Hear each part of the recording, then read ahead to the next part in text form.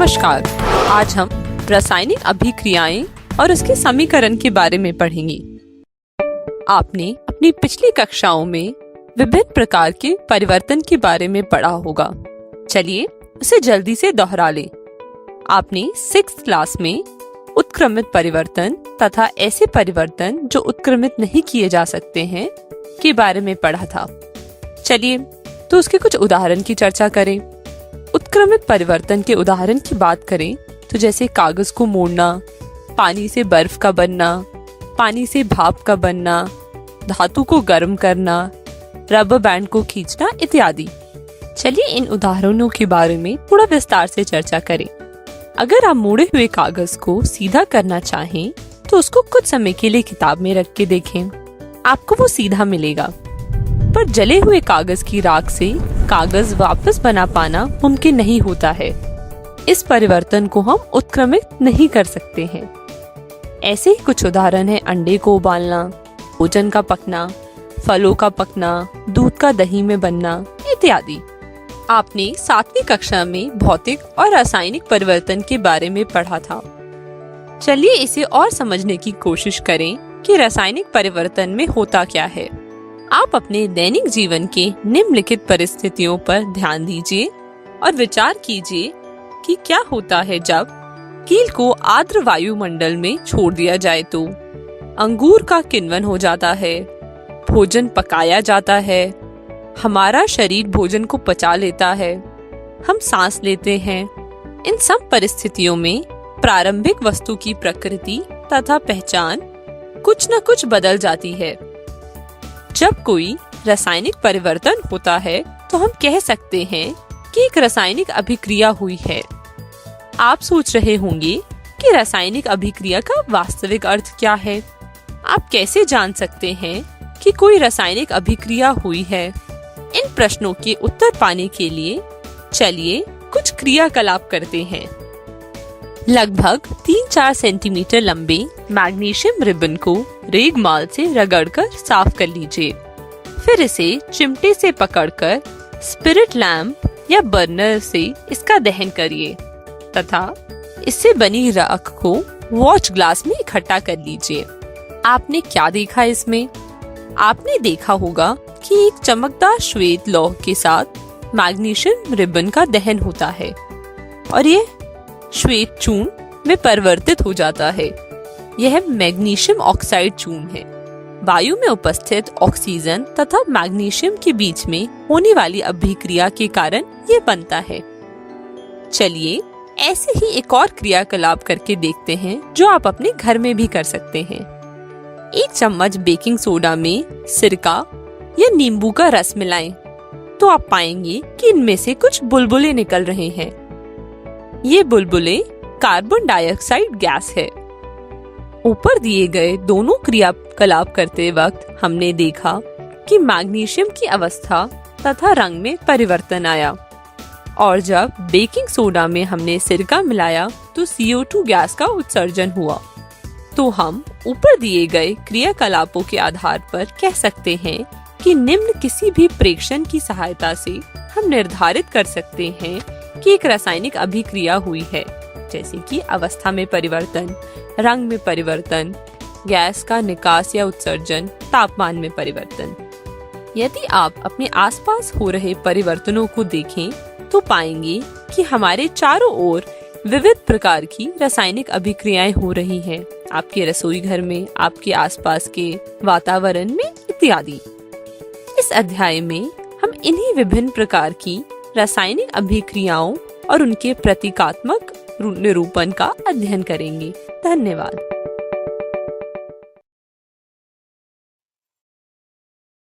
आज हम रासायनिक विज्ञान का पहला अध्याय पढ़ेंगे।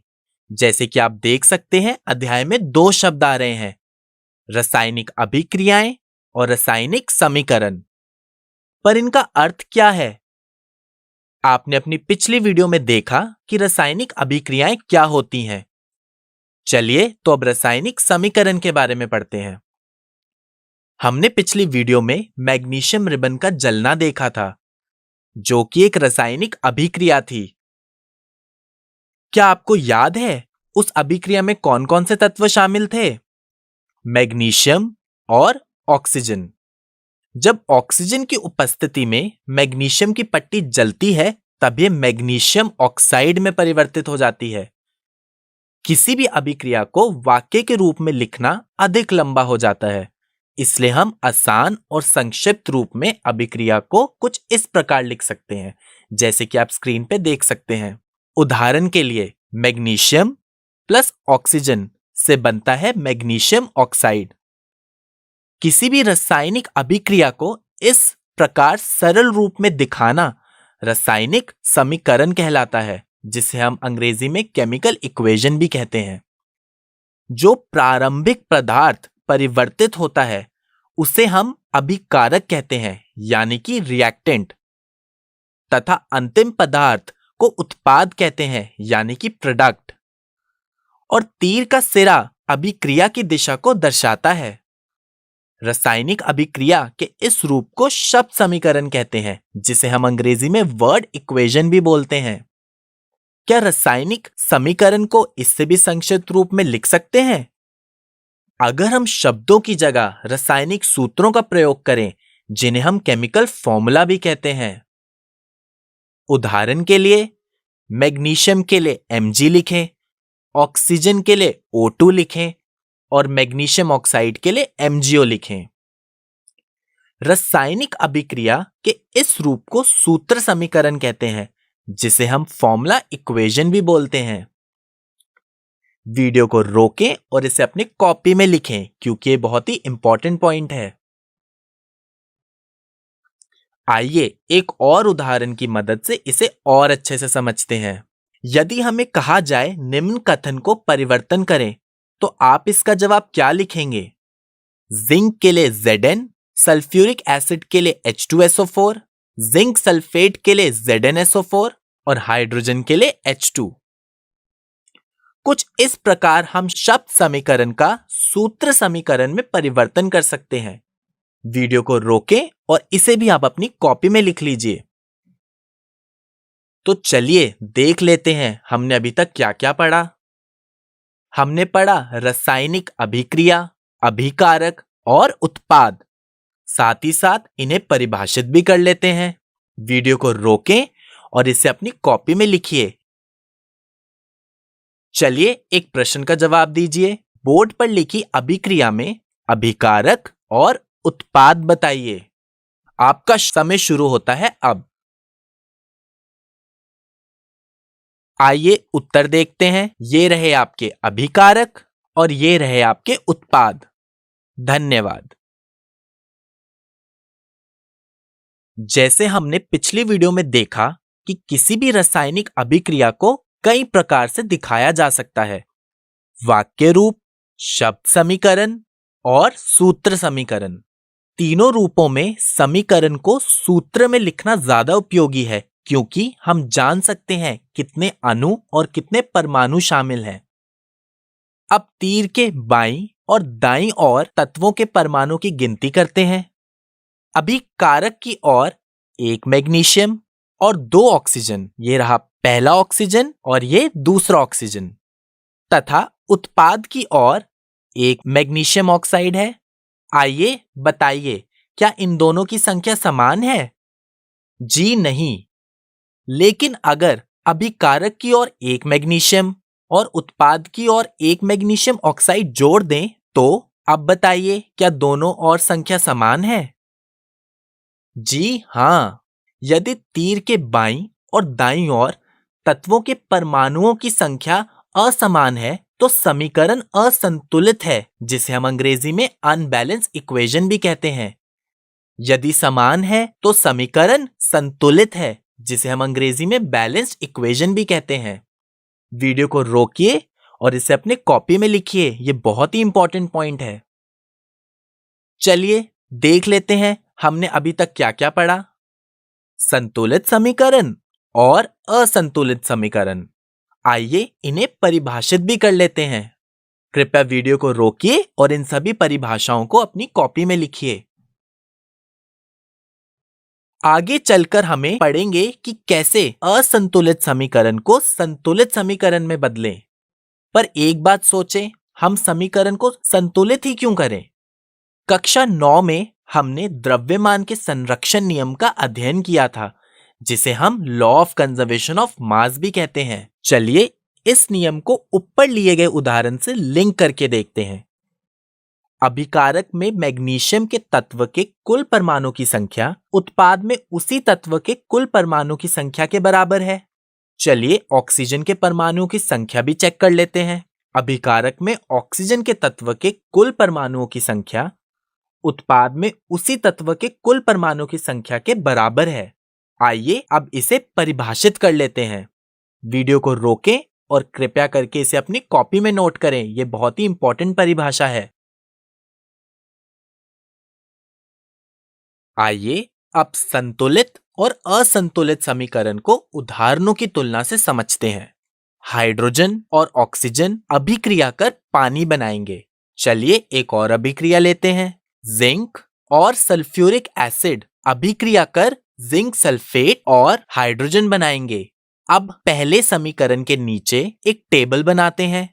पहले कॉलम में हम समीकरण के लिए गए तत्व लिखेंगे। दूसरे कॉलम में अभिकारक के लिए गए तत्वों की परमाणु संख्या को लिखेंगे और आखिरी कॉलम में उत्पाद में लिए गए तत्वों की परमाणु संख्या लिखेंगे। कौन कौन से तत्व समीकरण में शामिल हैं? सिर्फ 2, हाइड्रोजन और ऑक्सीजन। तो हम हाइड्रोजन और ऑक्सीजन लिख देंगे। अब लिखे गए तत्वों के लिए अभिकारक की ओर की परमाणु संख्या लेंगे। हाइड्रोजन की परमाणु संख्या 2 है और ऑक्सीजन की परमाणु संख्या भी 2 है। अब इसी प्रकार उत्पाद की ओर के हाइड्रोजन और ऑक्सीजन की परमाणु संख्या लिखेंगे। हाइड्रोजन के कितने हैं? 2 और ऑक्सीजन के सिर्फ 1। अब हर तत्व के लिए हम दूसरे और तीसरे कॉलम में लिखी गई संख्या लेंगे। हमने देखा हाइड्रोजन के लिए दोनों तरफ संख्या 2 है, लेकिन ऑक्सीजन के लिए अभिकारक की ओर संख्या 2 है और उत्पाद की ओर संख्या सिर्फ 1 है। क्या आप जानते हैं हम ऐसे समीकरण को क्या कहते हैं? असंतुलित समीकरण, जिसका मतलब है अनबैलेंस्ड इक्वेशन। इसी प्रकार आप दूसरे समीकरण के लिए भी ऐसा ही टेबल बना सकते हैं और इनकी संख्या बता सकते हैं। वीडियो को रोकें और सोचें। यहां पर कौन कौन से तत्व आपको दिख रहे हैं? जिंक, हाइड्रोजन, सल्फर और ऑक्सीजन। जिस प्रकार हमने पहले समीकरण में अभिकारक और उत्पाद के तत्वों की परमाणु संख्या लिखी थी, ठीक उसी प्रकार हम यहां पे भी लिखेंगे। बाईं ओर जिंक की संख्या 1 है और दाईं ओर भी जिंक की संख्या 1 ही है। उसी तरह अभिकारक की तरह हाइड्रोजन की संख्या 2 है और उत्पाद की परमाणु की संख्या भी 2 है। कुछ इसी तरह परमाणु की संख्या हम सल्फर और ऑक्सीजन के लिए भी लिख लेंगे, जो कि आप यहां पे देख सकते हैं। क्या आपने दाईं और बाईं ओर के परमाणु की तुलना कर बता सकते हैं कि यह समीकरण किस प्रकार का है? दोनों ओर ही जिंक, हाइड्रोजन, सल्फर और ऑक्सीजन की परमाणु संख्या समान है, तो हम कह सकते हैं ये संतुलित समीकरण है, मतलब ये बैलेंस्ड इक्वेशन है। कृपया करके वीडियो को रोकें और इस समीकरण को अपनी कॉपी में नोट कर लें और इसे हल करने का प्रयास करें। सोचिए कि दिए गया समीकरण संतुलित है या असंतुलित है। उत्तर है संतुलित समीकरण, जिसे हम बैलेंस इक्वेशन भी कहते हैं।